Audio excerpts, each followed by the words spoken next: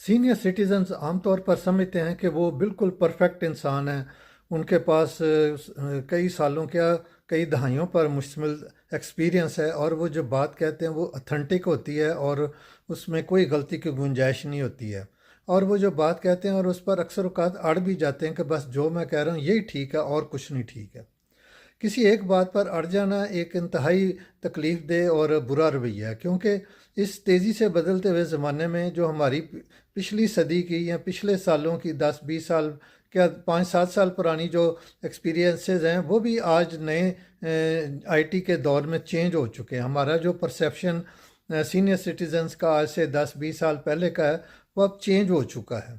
تو اس لیے senior citizens جب اپنے بچوں سے خاص طور پر ڈیل کرتے ہیں تو وہ ان کو اتھارٹیٹیو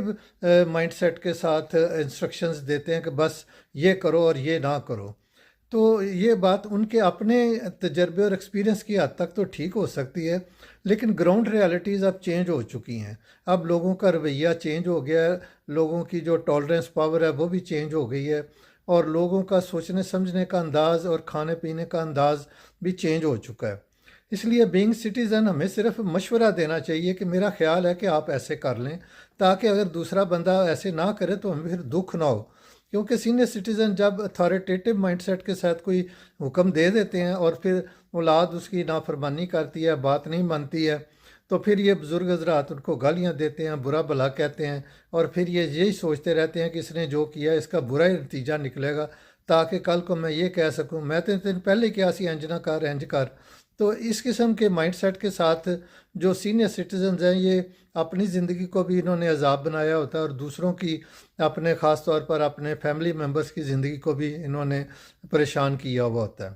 اس لیے ہمیں بینگ سٹیزن ایک پرامن اور پرسکون لائف گزارنے کے لیے اپنا کچھ مائنڈ سیٹ ہے اس کو چینج کرنے کی ضرورت ہے، اپنی عادتوں کو چینج کرنے کی ضرورت ہے، اور بغیر مانگے کسی کو مشورہ نہیں دینا چاہیے۔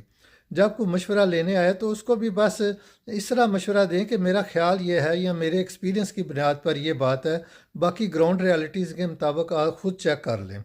تاکہ دوسرا بندہ آپ کی جو بات ہے اس کے اوپر وہ بائنڈنگ نہ ہو جائے کہ جی جو انہوں نے کہہ دیا بس وہ مجھے ماننا ہی پڑے گا، اور آپ بھی یہ سمجھے کہ میں نے ایک حکم دے دیا یہ ماننا چاہیے ان کو۔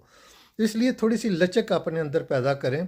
اور جو بھی بات کریں اس میں غلطی کا امکان تسلیم کریں کہ ہو سکتا ہے کہ یہ بات غلط ہو، لیکن میں اپنے خیال کی یا اپنے تجربے کی بنیاد پر کہہ رہا ہوں۔ تو اس طرح اگر ہم ایک فلیکسیبلٹی والی اور دوسروں کو سپیس دینے والی اور بچوں کو تھوڑا سا اختیار دینے والی، یا ان کو تھوڑی سی ہم ڈیلیگیشن آف پاورز کرنے والی مائنڈ سیٹ کے ساتھ یا اس طرح جب ہم ڈیل کریں گے تو ہماری زندگی بھی پرسکون ہو جائے گی اور دوسروں کی زندگی بھی پرسکون ہو جائے گی۔ اس لیے اپنی جو اولڈ ایج ہے اس کو خوبصورت بنانے کے لیے، اس کو مزیدار بنانے کے لیے اپنی باتوں کو تھوڑا سا فلیکسیبل کر لیں، تھوڑا سا ان کو نرم رویے میں اختیار کر لیں۔ اپنی عادتیں جو ہیں خواہ مخواہ دوسروں کے معاملات میں ٹانگ اڑانے کی اور ہر جگہ اپنا تجربہ بیان کرنے کی، اس کو تھوڑا سا چینج کرنے کی ضرورت ہے، تاکہ ہم مزیدار و خوشگوار زندگی گزار سکیں۔